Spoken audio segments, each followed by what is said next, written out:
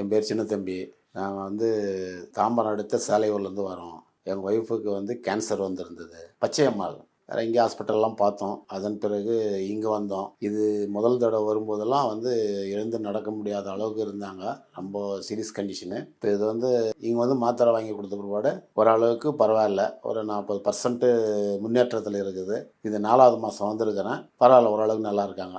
நல்லா சாப்பிட்றாங்க, நல்லா எழுந்து ஓரளவுக்கு நிற்கிறாங்க. ஒரு கொம்பு பிடிச்சி நடக்கிற அளவுக்கு இருக்கிறாங்க. அவங்களுக்கு முதல்ல கட்டி வந்தது. அது என்ன கட்டின்னு பார்க்க போனால் அப்புறமேட்டு பார்த்தா கேன்சர் கட்டியாக இருந்தது.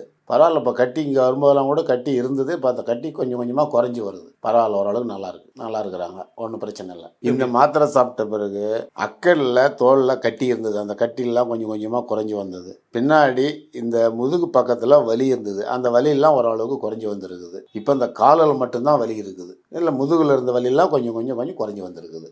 எல்லாமே கரைஞ்சி வருது. இப்போது ஓரளவுக்கு பரவாயில்ல. சிறுதானிய உணவு தான் கொடுத்துக்கின்னு வரோம். கீரை வகைகள், இந்த சத்து உணவுகள் மட்டும்தான் கொடுத்துக்கின்னு வரோம்.